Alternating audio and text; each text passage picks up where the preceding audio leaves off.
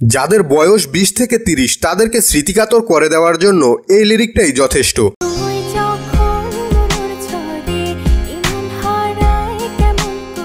Sorry Dipanwita নাটকের এই গানটি শোনেননি এমন তরুণ তরুণী খুঁজেই পাওয়া যাবে না। 2014 সালের কথা, তখন অনেকের কাছেই স্মার্টফোন ছিল না ইন্টারনেটের অবাধ বিস্তার।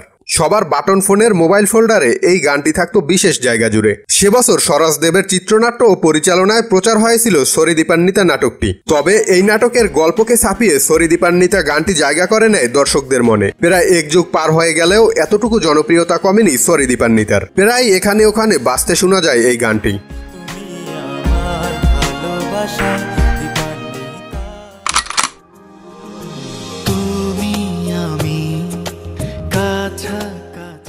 এই গানটির কথা মনে আছে?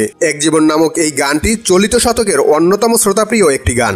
এত সুন্দর এবং অর্থবহুল রিলিক বাংলা রোমান্টিক গানের জগতে আরেকটা আসেনি। অরুণাইচের লেখা এই গানে কণ্ঠ দিয়েছিলেন দূরবীন ব্যান্ডের গায়ক শহীদ এবং কলকাতার শুভমিতা বন্দ্যোপাধ্যায়। এই দুই গায়কের মেগাহিট প্রজেক্ট এক জীবন। তবে এই গানটির সব আলো কেড়ে নিয়েছিলেন গানটির মডেল অনন্ত করিম এবং সাইনা আমিন। তাদের অভিনয় গানটিকে প্রাণবন্ত করেছিল।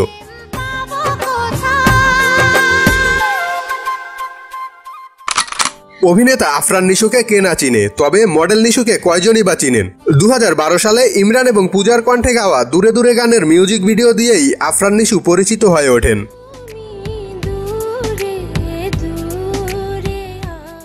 অনেকের মতে তার ক্যারিয়ারের টার্নিং পয়েন্টও এটা।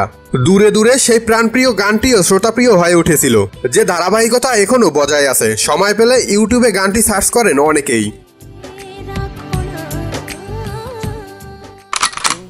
চোখে আকাশ আমার চাঁদ যার পূর্ণিমা।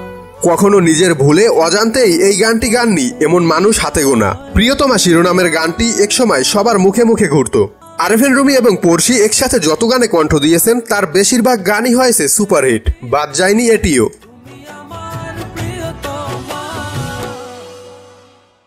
কণ্ঠশিল্পী তৌহিদকে তো অনেকেই চেনেন শুধুমাত্র একটি গানের জন্য।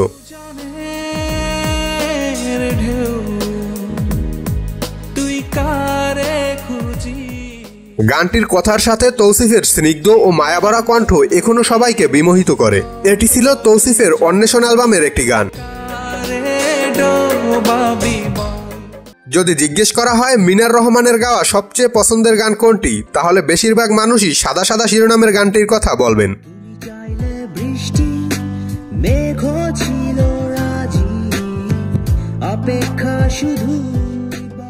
2018 সালের কথা। মিনার তখন ক্লাস 9-10-এ পড়েন, অথচ এই বয়সে তিনি বের করেন নিজের প্রথম অ্যালবাম ডান পিটে, এবং সেই অ্যালবামের সব থেকে সেরা গান ছিল এটি।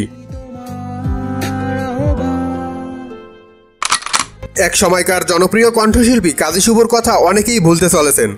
দরদ ভরা কণ্ঠ বাংলা মিউজিক ইন্ডাস্ট্রিতে অসংখ্য সুপারহিট গান উপহার দিয়েছিলেন তিনি। এর মধ্যে অন্যতম মন পাজরের শিরোনামের গানটির কথা আলাদা করেই বলতে হয়। শুধু তুমি আছো, কেউ তো আর থাকে না। অডিও ক্যাসেটের যুগে এই গানটি সবার ঘরে ঘরে বাজত। গান এমন একটা জিনিস যা মুহূর্তেই অতীতে নিয়ে যেতে পারে। চোখেতে চোখ রাখো না। এই গানগুলো তেমন ফিরিয়ে নিয়ে যায় ফিচার ফোন আর মেমোরি কার্ডের যুগে। সময় বদলেছে, মানুষের চাহিদাও পাল্টেছে। সময়ের সাথে সাথে তাল দিতে গিয়ে বর্তমানে অনেকেই এখন আর এই গানগুলো শোনেন না। তবে এই গানগুলো যাদের শৈশব রাঙিয়েছে তারা ঠিকই গানগুলোকে মনের মণিকোঠায় আলাদা জায়গা দিয়েছেন। কেউ তো আর থাকে না।